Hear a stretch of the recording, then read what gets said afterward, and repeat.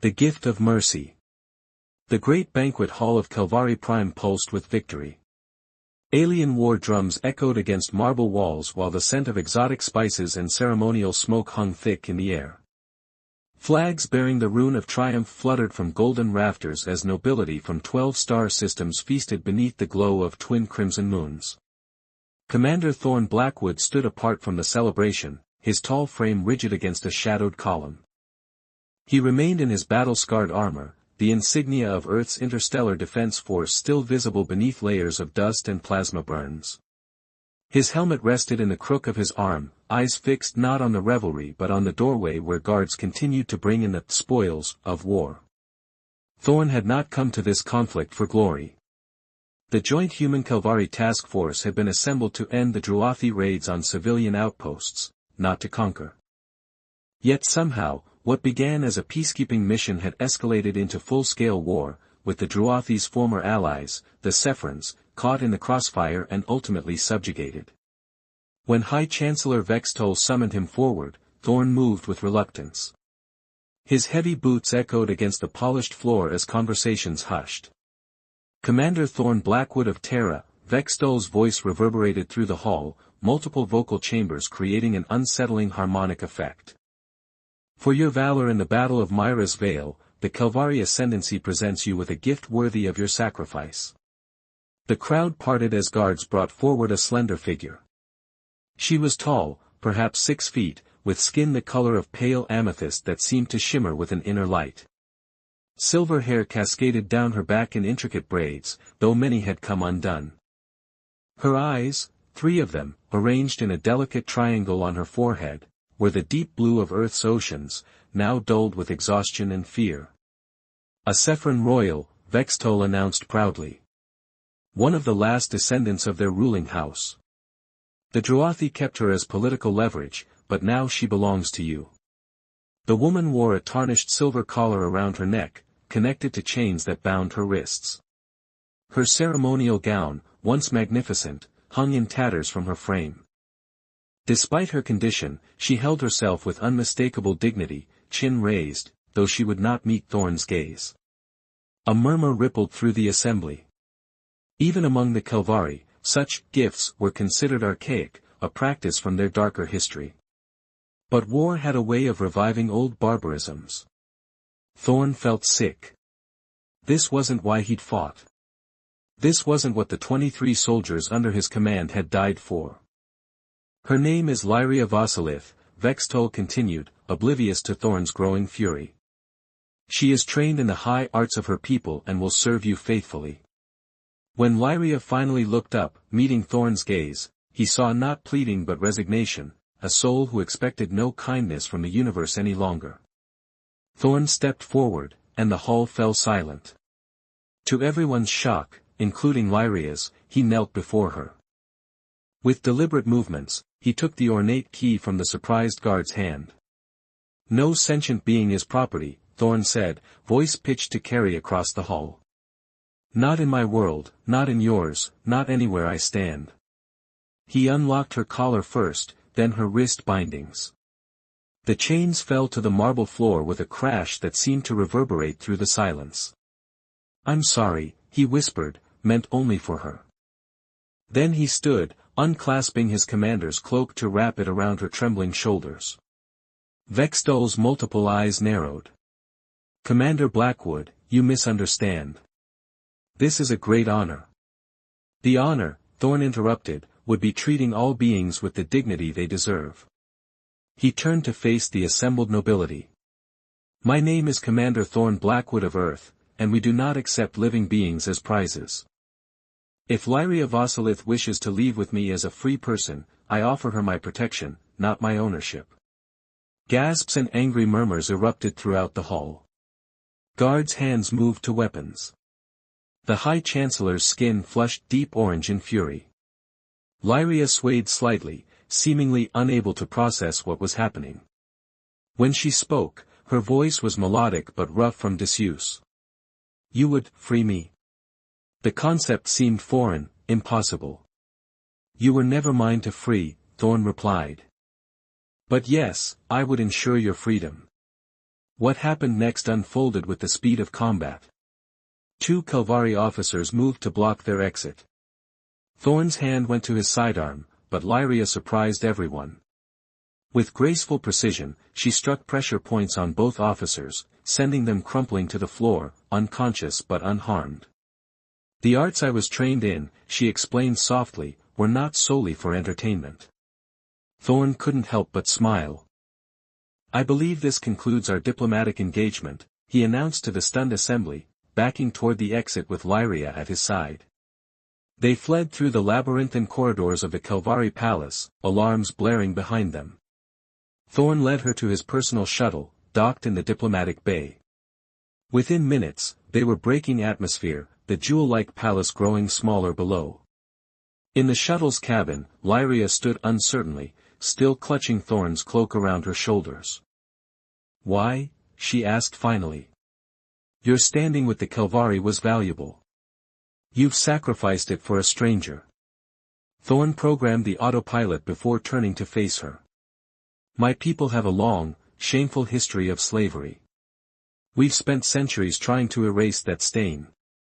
I won't dishonor those efforts by accepting another being as property. The Kelvari will hunt you, she warned. They'll try. Thorn's voice held no concern.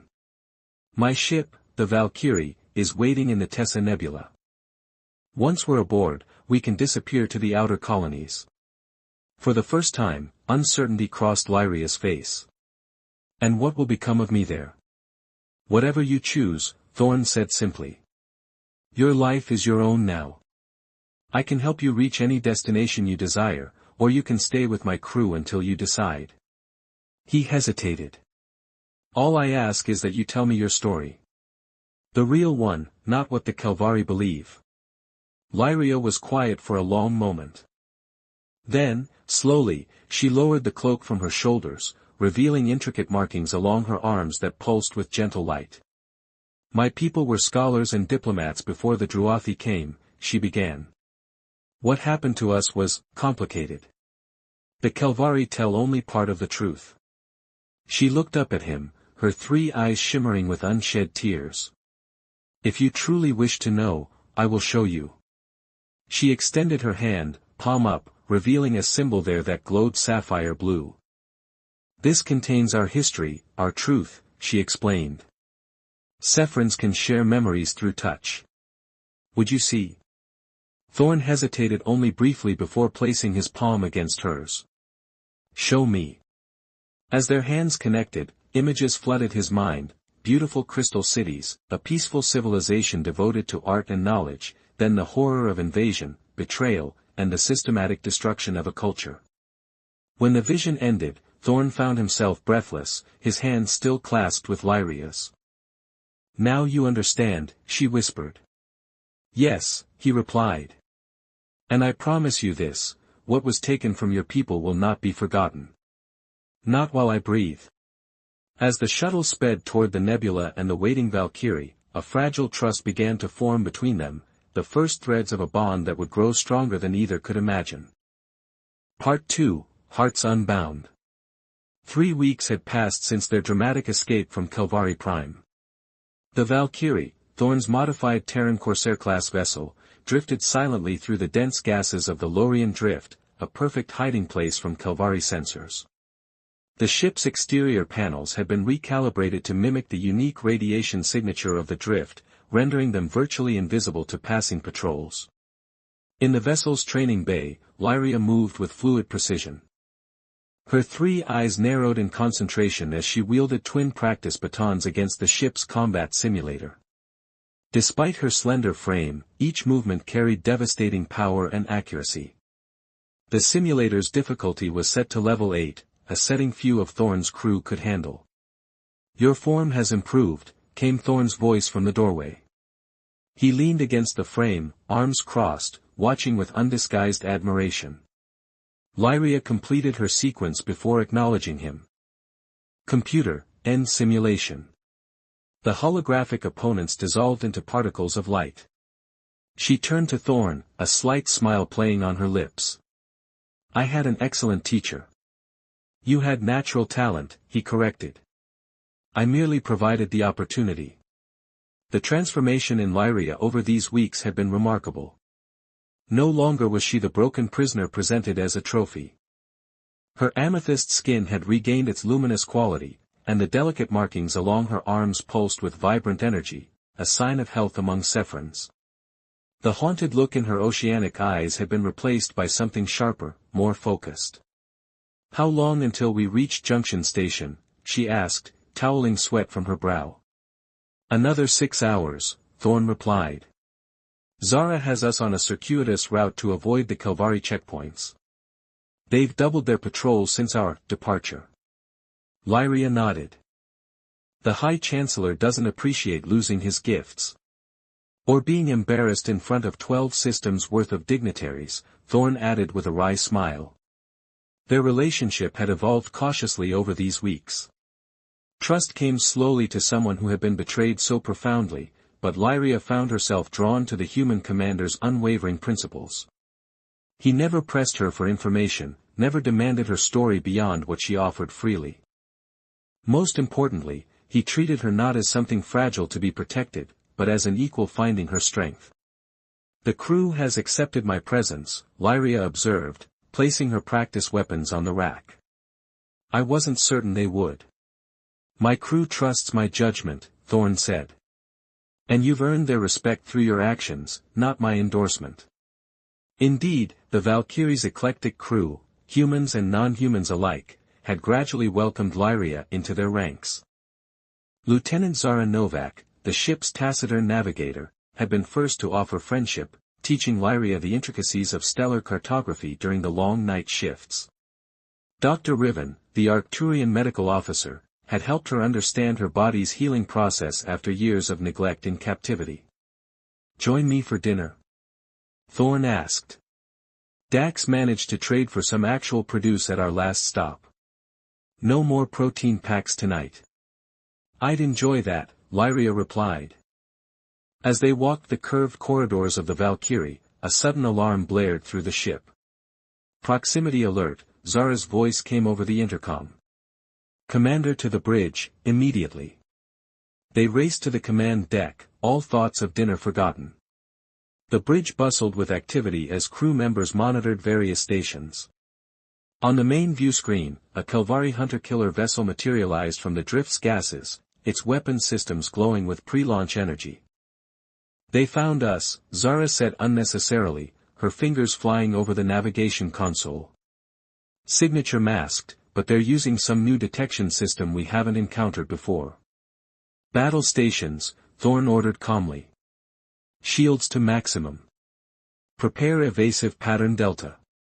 Lyria stepped forward, studying the Kelvari vessel with narrowed eyes. "That's the Soul Reaver. Commander Vexkull's personal hunter ship." "The Chancellor's son," Thorn muttered. "He's taking this personally." "Incoming transmission," called Dax from communications. The view screen shifted to reveal a Kelvari officer whose orange-tinged face bore the familial markings of the ruling house. Multiple eyes blinked in sequence, a sign of aggression in their species. "Commander Blackwood," Vexkull's harmonic voice resonated with barely contained fury. "You've led us on an impressive chase, but it ends here. Return the Sephron female, and we may permit your crew to live." Thorn stepped forward. "She's not property to be returned. She's a free person under my protection." The Kelvari commander laughed, the sound like breaking glass. "Protection? Your outdated vessel against my hunter-killer. You humans and your misplaced nobility." His gaze shifted to Lyria. "Did he tell you what really happened at Myra's Vale, Sephron? How many of your people died under his command's mistakes?" Lyria tensed beside Thorn, but her voice remained steady. "I know enough of truth and lies to recognize your manipulation, Commander Vexkull." 10 seconds to weapons range, Zara warned quietly. "You have one final chance, Blackwood," Vexkull threatened. "Surrender the Sephron." Thorn's expression remained impassive. "And you have one final chance to reconsider attacking a Terran Defense Force vessel. That would constitute an act of war against Earth." Your defense force disavowed you the moment you embarrassed our alliance, Vexkull sneered. You're alone, Commander. Thorn smiled thinly. I'm never alone. He nodded to Dax, who cut the transmission. Now, Lieutenant Novak. Zara slammed her palm onto a concealed panel. Instantly, the Valkyrie systems went dark, all except for the propulsion array, which flared with blinding intensity. The ship shot forward at impossible speed, directly toward the Kelvari vessel. Collision course. Vexkull's panicked voice came through the still-open audio channel. At the last possible moment, Zara yanked the controls, sending the Valkyrie into a spiraling dive beneath the hunter-killer. As they passed under its belly, Dax pressed another control. Releasing countermeasures, he announced. Dozens of miniature drones detached from the Valkyrie's hull, attaching themselves to the Kelvari ship. Not weapons, but signal jammers designed to confuse their targeting systems. Full power to engines, Thorn commanded. Get us into the densest part of the drift. The Valkyrie surged forward, leaving the temporarily blinded Kelvari vessel behind. Within minutes, they had reached a region where hydrogen clouds formed nearly solid walls of luminescent gas. They'll follow, Lyria said quietly. Yes, Thorn agreed. But we have a head start and knowledge they don't. He turned to the crew. Remember the Casimir pockets we mapped last week? Plot a course directly through them. Understanding dawned on Zara's face.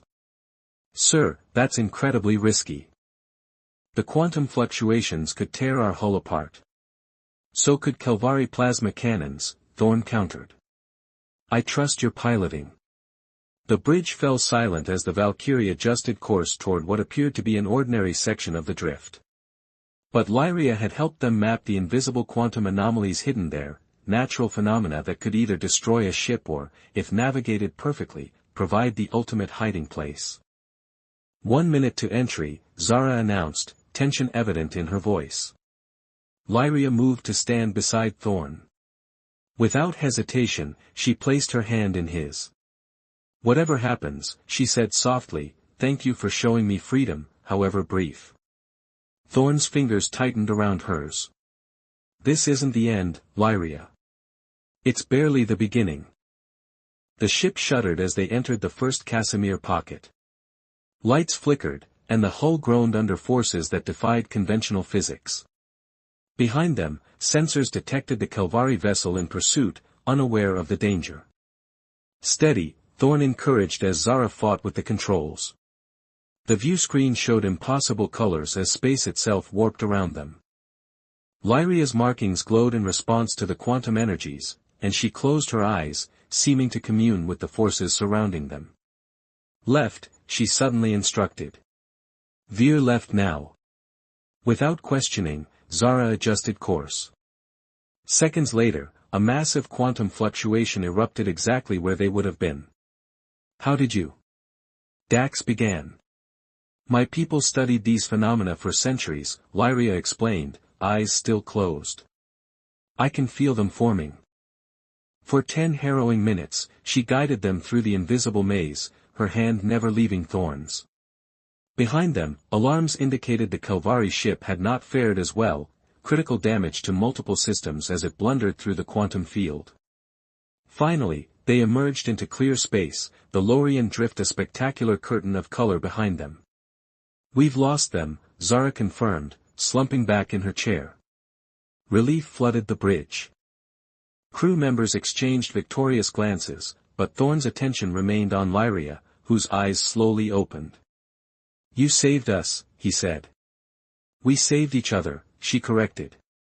As equals.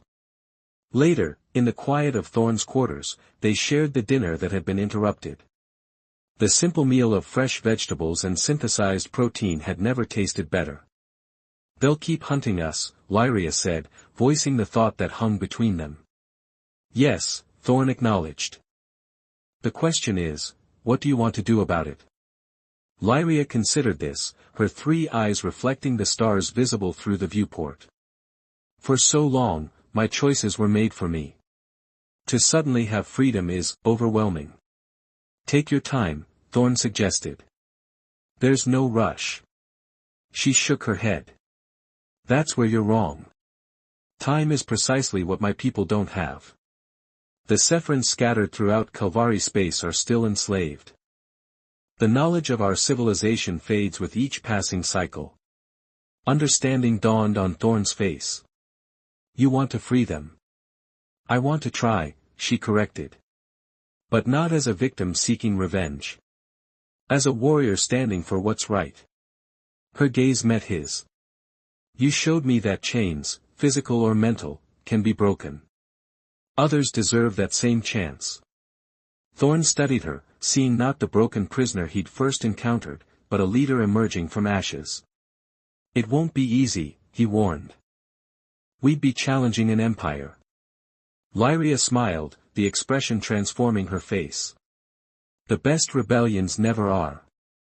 She leaned forward, placing her palm over his heart in a Sephron gesture of deepest trust. Will you stand with me, Thorn Blackwood? Not as my savior or protector, but as my equal in this fight. Thorn covered her hand with his own. Always, he promised. Not because I own your freedom, but because I honor your choice. Outside the viewport, distant stars beckoned, each one a possible haven or battlefield in the struggle to come. But for now, in this moment of connection, they found something neither had expected, a bond formed not through ownership or obligation, but through mutual respect and shared purpose. The chains were broken. Their hearts were not.